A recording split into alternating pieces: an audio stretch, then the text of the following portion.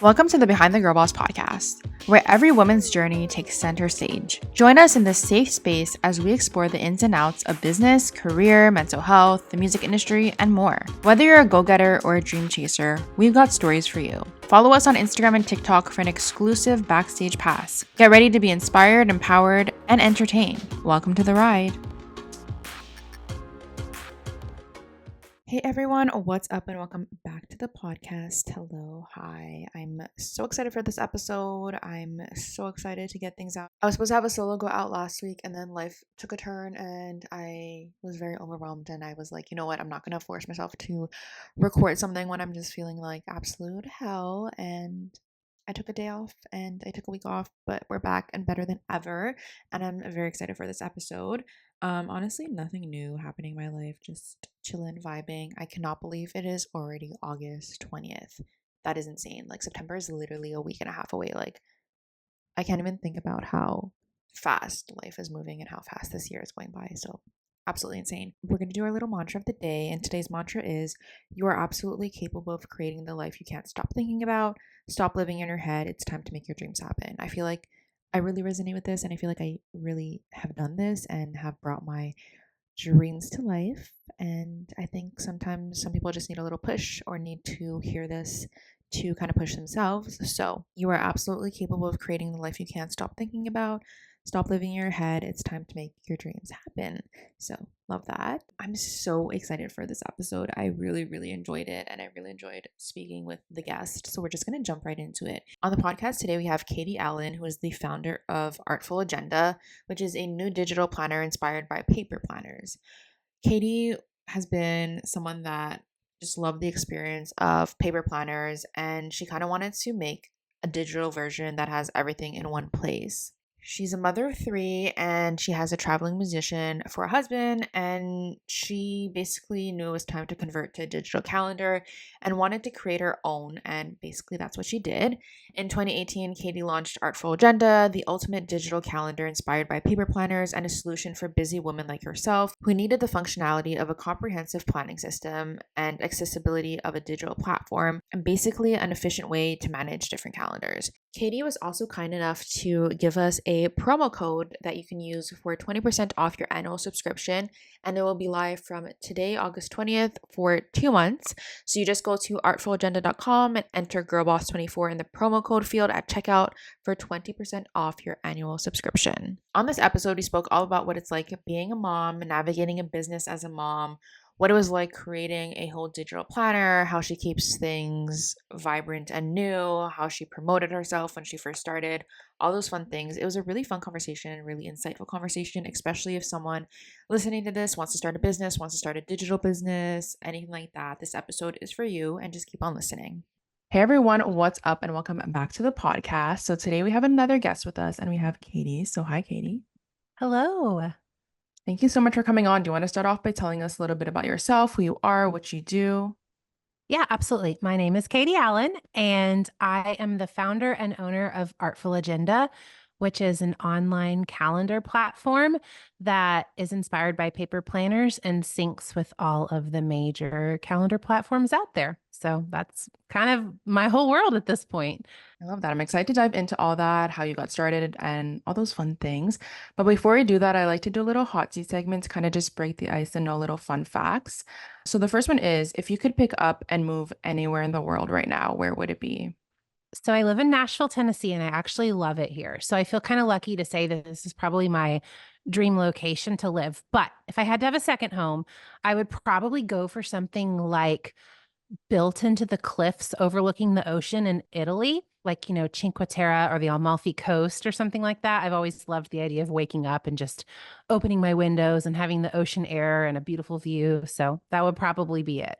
Yeah, I went to Cinque Terre for the first time last year, and it was just Really? like, yeah, it was beautiful. And I know what you mean. Like, I feel like I don't know if I'd be able to live there full time, but just like at least for like the summer vibes, I feel like it's just everything. Yes, like a second home where you Yeah. can go like several times a year. I know. I went a long time ago when I was 19.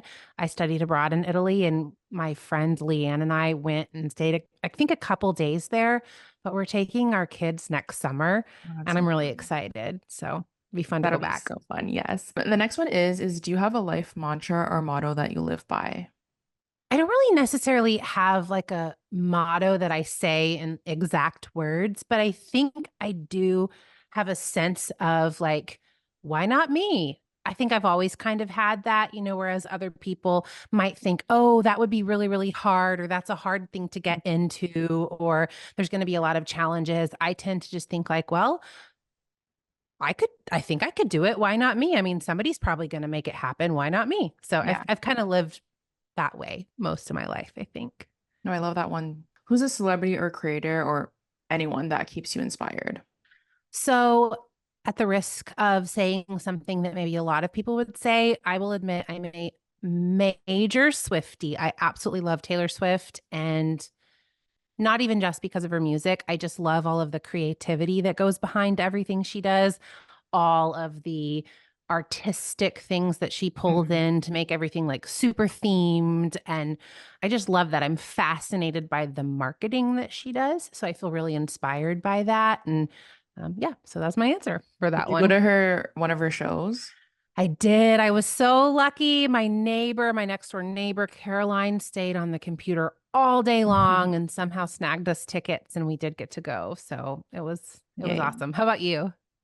I am not a Taylor Swift fan, surprisingly. I feel like not that I don't like her, but I'm just not that into her music, so I did not go. But I did see like so many videos on TikTok and everything. And I don't know how she's on stage for like 3 hours and a half and has like full energy the whole time. I feel like I'd be so tired after like 50 minutes. I Yeah, like I agree with you. And that makes sense. Like if you're not a huge fan, you probably wouldn't try to go because it's so hard to get Yeah. tickets. It's not like a show you're just going to casually go to. Yeah. But yeah, I don't know either. I've thought about that so many times. Like that is so long to be on stage. Hmm. Like even like how does she go to the bathroom if she has to go? I think about those things. Like that's Yeah. just such a long time to be on stage. It's kind of incredible. No, for real, honestly. But as someone who does share a lot of their life on social media and has a platform on social media, what's something that you do for fun that many people may not know that you actually do? So I have been working on a children, or I guess children's, like a middle grade Okay. children's book series. It's a fiction series. So I enjoy coming up with like other worlds and concepts and fictional characters and planning it all out and that kind of stuff. So I don't think many people would know that because I really haven't shared much about it on social media, but it is something I do for fun. Are you planning on like publishing it or it's just for like you? Yes, I am planning on Okay. publishing it. I think it'll be a while just because right now it's a hobby that I just do in Hmm. my little bit of spare time.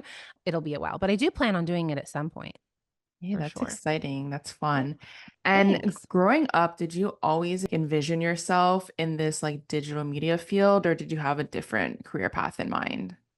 So I always wanted to do something in like business or Hmm. marketing. Maybe not always, but I remember this is probably going to sound so maybe not silly, but I loved the movie What Women Want that had Mel Okay, yeah. Gibson in it, and I just like loved they worked at like a marketing agency or an ad agency, and I Hmm. loved seeing that whole process of how they got creative and that kind of thing, and I just was so enamored by it. So I think from a pretty early age, like I was in maybe high school when I saw that, I was like, oh, I want to go into business or marketing or advertising or something like that. But working in the digital space, like online, that just wasn't as much of a thing when I was in high school. I mean, we Hmm. had Yeah. email, we had AOL Instant Messenger, but I couldn't foresee things like Instagram or TikTok or YouTube. None of it existed really. Yeah. So I knew I wanted to do marketing. I just didn't really have a concept for what digital marketing was Yeah. back then. Well, now you're the founder of Artful Agenda. Can you let us know a little bit more about like what this is and what kind of inspired you to create it? Yeah, so I loved paper planners. I kind of still love like a notebook that you can Yeah, just me like too. write in. I just like love the feeling of like a fresh piece of paper and a cute cover and a fun pen to write with. I've always loved that. And so I always wanted to be this person who used a paper planner and wrote everything in it. And I remember doing that in college. Hmm. When it was just myself, it was a lot easier to make that work. But once I got married, and my husband is a traveling musician, and so he has a really complicated schedule. And then, especially once we had our first kid and then our second kid, there were so many schedules to try to coordinate. And I realized a paper planner just wasn't going to work for me because I needed everything to sync and be Yeah. digital. And so I looked for like, what could I get that would be really cute and aesthetically pleasing that would also sync? And I couldn't find anything like that. So that's where the idea came from. And I set out to build it. So it's an calendar platform and it syncs with Google, Outlook, and Apple. So if you have, a partner, significant other, spouse, other people in your family who use those calendar platforms, you can pull all of that in, share calendars, do all of that digital calendaring stuff, but it's very aesthetically pleasing. You can pick your cover design, put stickers on there, pick a handwriting font, color code. And we've also built out some really cool, like, features that are more like utility features that help you be productive. So, like rollover tasks, repeating tasks, being able to assign things from a master list to a day to day task list, that kind of stuff, goal setting, meal planning, habit tracking. So, we've kind of tried to marry the two worlds of really good, effective digital planning with something that is reminiscent of the fun of using a paper calendar. Yeah. And how long did it take you to go from like the idea to actually building it out? A couple years. I think I got the idea in 2016, Okay. kind of mid 2016. And then I launched it the summer 2018. So from kind of like first coming up with the idea, then the whole process of figuring out how to do it, building it, and launching it was a couple years. And how did you go about designing it? And did you hire someone to like do it all? Or okay. And how like was Yeah, the process of finding someone to do that? this was kind of the process. I asked so many people for recommendations. So Hmm. I guess it was hard in the sense of like it was time consuming and I had to kind of have some grit and tenacity, but it wasn't hard in the sense of when I would ask people, they would often recommend that I talk to really great, smart people who could then point me towards another person that could help me. So I ended up asking my husband's photographer because she was very well connected in like the creative world here in Nashville. And she put me in touch with a business coach who knew a lot of people in the tech world. And that is how I met the person who helped me kind of like plan out the whole app. And it's also how I met my designer who helped me design all of the user interface. So it was just kind of asking a lot of people, do you know anybody? Do you know? And they would put me in touch with somebody and we might go have coffee and that might not be the right person, but then they would know somebody. So it's kind of like a little scavenger hunt of Yeah. finding the right person. And I ended up finding somebody named Carl. He was awesome. And I was pretty good at sketching out what I wanted. I could use Canva decently well to kind Yeah. of mock things up in a basic way. And then he was able to take it and make it way more professional to where a developer could actually put some code to it and make it a real Yeah. thing. Can you share a little bit of your own like transition from being someone who used paper planners a lot and like the feeling of like a physical thing to using basically just digital?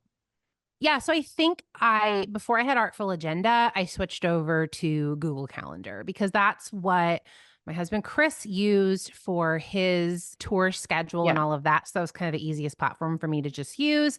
So I was using Google and was pretty familiar with how that worked, like checking where he was, what city he was in, all of that, putting some of my stuff that he needed to know in the shared Google Calendar. And then at the same time, I was trying to use my paper planner Yeah. and re-entering stuff in there because I wanted to have it in this cute, aesthetically pleasing space. And I would be really good at it for like a month. And then who has time for double entry in that way? Yeah. And so I would kind of fall off. And at some point, I just decided, yeah, I'm going to give up on this and I'm going to just try to develop something that I can use. So then I really only used Google Calendar while I was developing Artful Agenda. And since Google Calendar so seamlessly works with Artful Agenda, once I had Artful Agenda, it was so easy to just use that because I was used to using Google, and Artful Agenda functions in like a really similar way. It's pulling Yeah. in all the stuff from Google, but it's just pretty and fun and aesthetically pleasing. So I would say really the biggest transition was probably going from paper to Google. Yeah. And then Google to Artful Agenda was a very simple, easy transition. But it was just necessity. I couldn't do the paper thing anymore because there were too many moving parts, you know? Yeah. No, I feel that. Me too. Like I was a very big like paper planner. The same thing, like I liked getting like the aesthetic one, especially in school. I was like, oh, like it has to just Mm. be so pretty and stuff. But then I would get annoyed when like I would write stuff and then they'd move and then I'd have to like take it out and then I'm like, it would look so ugly now, like I don't like it. But when it's like online and digital, like you could just move it and like no one would even know. And then I tried to do the thing where I would like write it in my paper one and then put it digital and then I just stopped doing that because I was like, this is too much like extra work. So I relate very much on that aspect. But being a business owner, what would you say has been some of the like the biggest challenges you've faced so far? I think early on, it was that I was maybe too trusting at the wrong times. I definitely learned some really hard lessons about making sure I had really good contracts in place that protected me. The Hmm. first development company that I hired, I don't think they had the best project management system. I don't think they were the best stewards of my money, but there was nothing really in the contract to protect me against that. I hadn't really done my due diligence to make sure that there was. So that was a huge lesson that I learned. When you're just starting out, to spend a few $100s to have a lawyer look over something, that can feel so unnecessary, especially if you're a really trusting person like me. But I probably, no, I definitely could have saved myself thousands if I had just done that from the beginning. So Hmm. that's a big lesson. If at all possible, definitely spend the money to have a lawyer you trust look over contracts and make sure you're protected. That's a big one I learned. Another one that I learned is that nobody is going to care about the quality of your product as much as you. As you go throughout being a business owner, you do have to delegate things, you do have to hire more people, you do have to outsource things. But I think when I first started doing that, I was almost too hands off, right? And I just trusted that my vision would just be done. And I realized, no, you still kind of have to have the discipline to be constantly checking in and making sure that everybody's on the same Yeah. page. And I haven't always struck the right balance of that. That's a constant lesson that I'm still constantly learning is what is the right balance of not being overly controlling, but not taking too far of a step back that you're not like maintaining the vision and quality control. So that's like Yeah. an ongoing lesson I'm always trying to figure out. And then I guess another one would just be for the most part, I'm sure there's exceptions to this, but you're going to have to put marketing dollars behind your product. I Yeah. think I had this idea that like if something was really, really good, it would just spread like wildfire because people Hmm. would like it and they would tell everybody about it. That just doesn't really happen. I mean, I know maybe some people get lucky and it does, but I do believe Artful Agenda is a great product, but it really started taking off when I put advertising dollars behind it. So I would just say that would be a lesson to anybody when you're building out your business plan, try to find a way to have a plan for how you're going to spend on marketing. Yeah, for sure. And at the moment, how many employees do you have? Is it just you or do you have other people working with you on it? That's a great question. So, I do a lot of contract work. I work with an advertising agency. I have an account manager there. And so, Alex, she's the account manager. She's definitely not my employee, but I work with her Hmm. almost like a coworker, right? And then, similarly for development, I have a deal with a development company here in Nashville where they have a full time employee who's just dedicated to Artful Agenda. Her name is Sarah. So I work with Sarah as if she's a coworker, right? But she's not actually my employee. But I do have a COO full time. And then I have a full time customer relations person who also helps with marketing a little bit. And then I have a part time, probably will become full time marketing specialist on our team and then another part time customer relations person. So Hmm. that's kind of the team. And then I also contract out my social media management to a company here in Nashville. So they're in charge of scheduling all the posts and helping with the Hmm. content. Yeah, I love that. Can you share any like feedback or stories from users who have found like Artful Agenda helpful or they love it or whatever they've said to you? Yeah. So, one that's kind of fun to share, and this isn't necessarily just one person, but just Mhm. a thing that I've heard a lot is that people who have ADHD really like Artful Agenda. And I think it's because it's so customizable. If you have ADHD, you're probably a person who doesn't stick to one system very long. And so, being able to go in there and change your cover when you want, recolor code when you want, change how you use the different lists and areas when you want. You can decide, I want to toggle off the water tracker and turn on the habit tracker. I want to change up what habits I'm even tracking. You can retitle the different lists. And so maybe you want to have a gratitude journal for a little while, but that only works for a little bit. And then you decide to change it to something else. You can do that with Artful Agenda. So I think it's been really cool to see how the ADHD community, there have been so many people that have said this is the first calendar system I've actually been able to stick to. And I think it's because they don't feel so locked into doing it Yeah. just one way. And because it's aesthetically pleasing and fun, they're getting a little bit of like a dopamine hit when they're using it. And so, and I feel that way too, even I've had it for 5+ years. It kind of makes me go, oh, every time I open it and see it, Mhm. I think that makes people feel more compelled to use it as well. So it's been really cool to hear that feedback. I've loved that. I've loved hearing how that has helped that community, you know? And then it's also just been really fun. We have a Facebook group called Artfully Obsessed. It's a closed group, but anybody who asks to be in it gets approved. And there's thousands and thousands of people in there who use it, and they post all their tips and tricks for using it. It's been so cool to see how people have used it as like a teacher planner, and they'll post how they set it up to do that, or how somebody is using it as like a way to track parts of their budget. Like it's really cool. I love reading stuff in that group and seeing how people are kind of manipulating it to meet their needs. Yeah, I definitely have to try it out because I actually do have ADHD. And that's why, like, whenever I would write stuff down in a physical one, because sometimes things were all over the place in my head, then I started changing it all over. So that's something that, like, really annoyed me about paper ones. So I'll definitely have to try it out and, like, see how it works for me. Yes, definitely.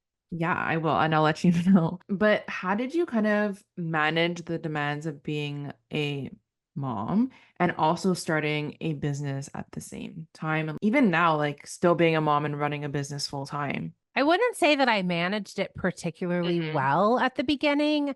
So I was selling children's books. That was like my main full time job that I was Okay. doing when I was developing Artful Agenda. So for a while, I was kind of doing two things.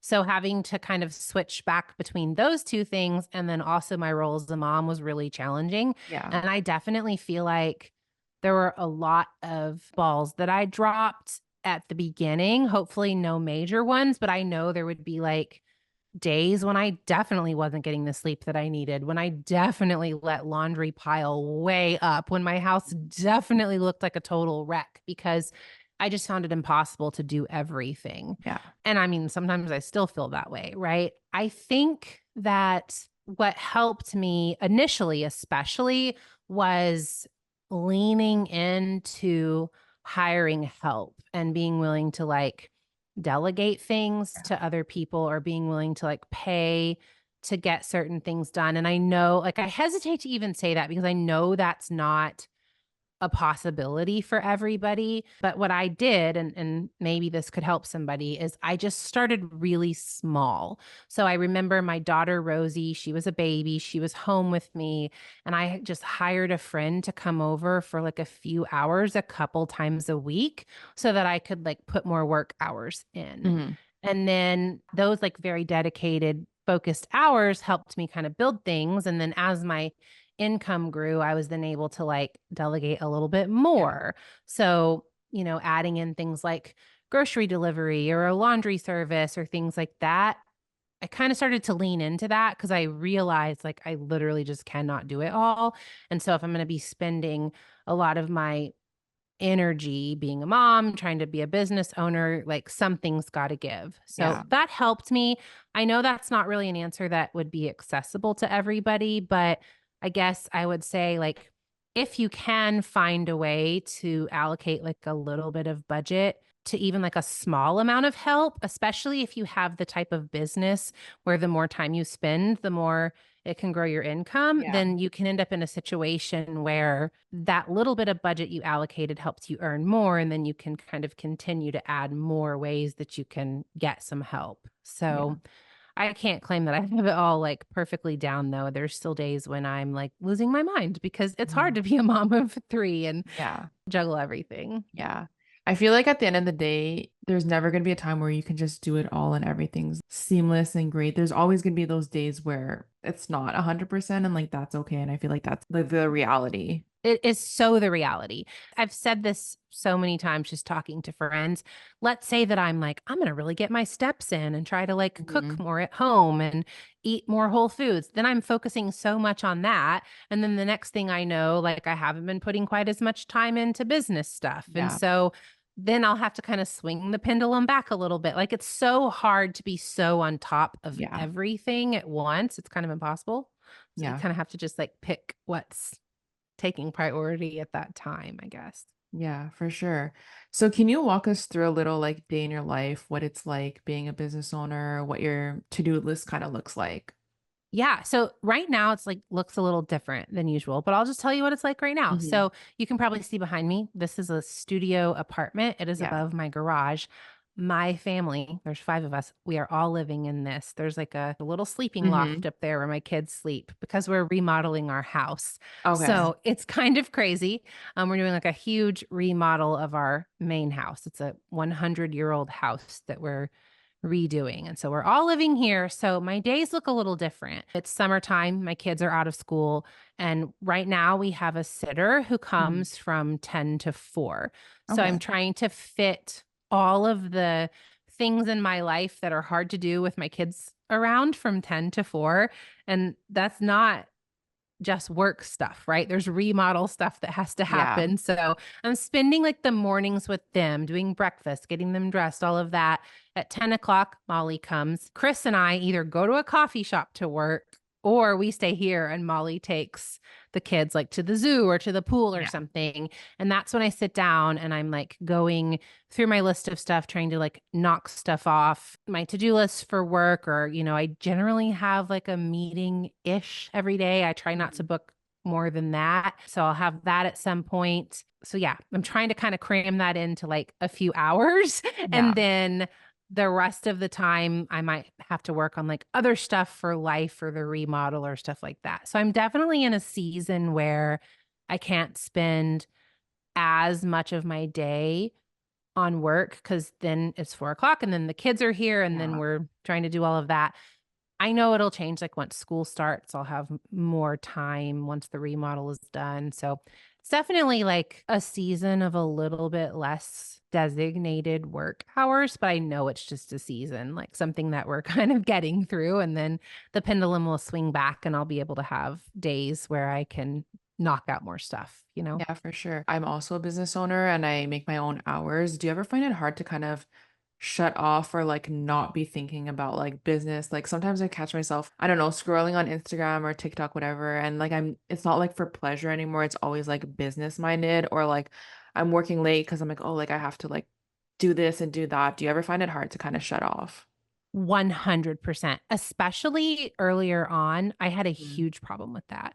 I would put the kids to bed and then like get back on my computer because I wasn't able to stop thinking about Yeah. what I was doing before. And then I would work until late at night and then I'd be tired the next day. Yes, absolutely. That does happen to me. For some reason, I feel like it's like not happening as much right now because we're all in this one room. So it's a Yeah. little bit harder to even find that focused time. But I feel like when we were living in our main house, that would happen to me more. And it was a challenge for me. I definitely deal with hyper focus. I don't know Mhm. if that's something you deal with where I can get so hyper focused on something that it does feel very hard to pull away from Yeah. it. I wish I had some sort of like perfect solution for that, but I don't. But it is definitely something that I struggle with. I guess my like temporary solution is living in one room with 5 people, Yeah. but you know, Yeah, maybe that I should has its try that. challenges too. Yeah, try that. Artful Agenda currently has 130,000 plus users and it's continuously growing. How do you go about like marketing and promoting the business to keep it growing and keep getting new users? One of the main ways that we have done that is through paid advertising, Mhm. and Facebook and Instagram have been our best platforms where we have like the best return on investment, but we've also run ads on Pinterest and TikTok and Google ad placements. We've played around with like some YouTube stuff. I've never done paid advertising on podcasts, but I have been fortunate enough to be on a guest on Mhm. podcasts. We've definitely talked about looking into doing podcast advertising because I know that's growing so Yeah. much. So that's something we're looking into a little bit. So all of those paid channels. And then also we have a referral program. So we're always encouraging users to share their referral code with other people and they can earn credit towards their subscription.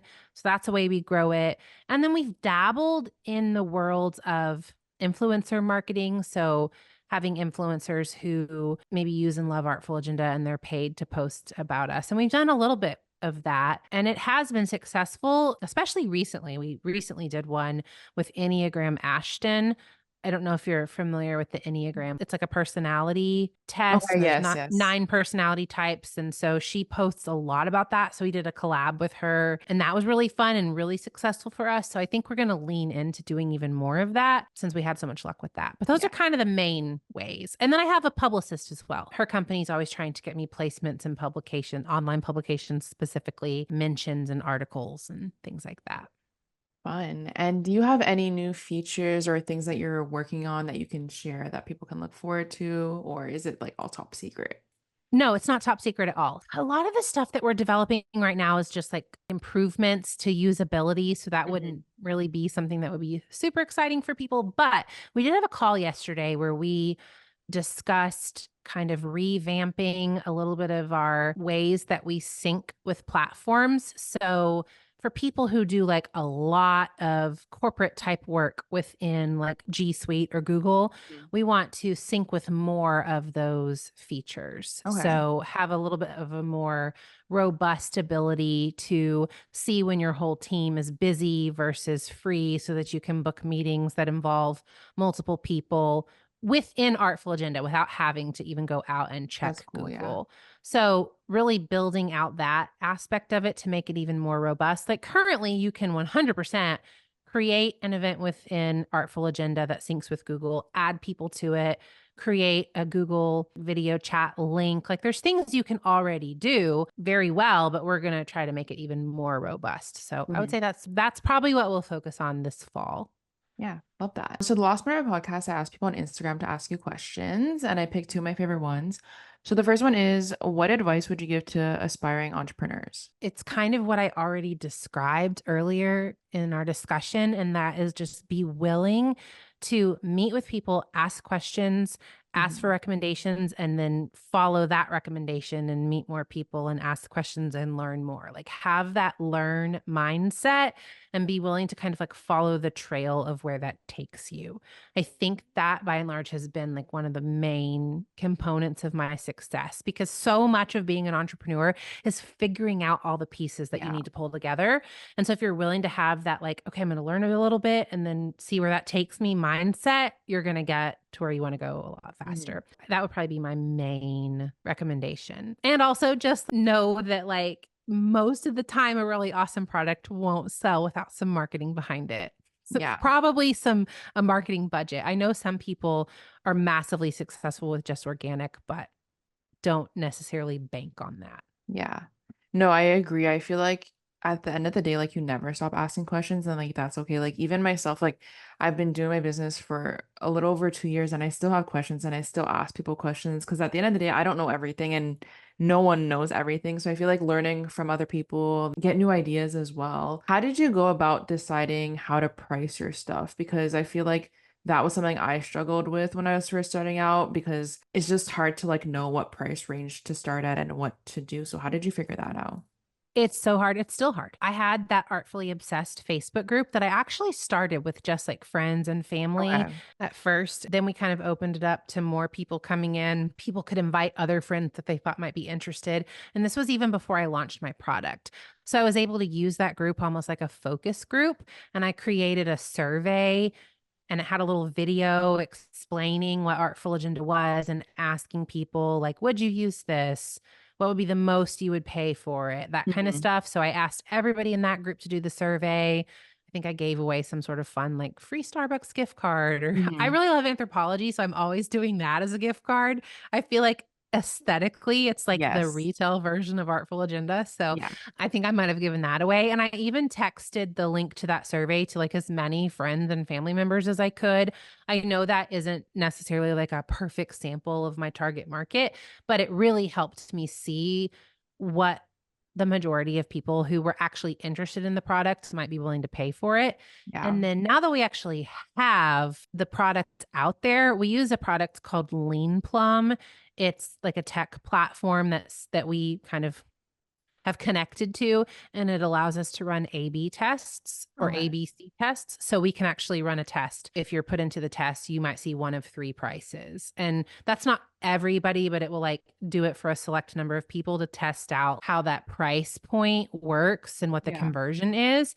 And so you can run little tests like that, and that helps. It's not a perfect science. As Mhm. I figured out, the economy has changed a lot in the Yeah. past couple of years. And so you can get results on your pricing that are valid for a little while. And then you kind of realize, oh, my conversions are going down and you have to redo it because Mhm.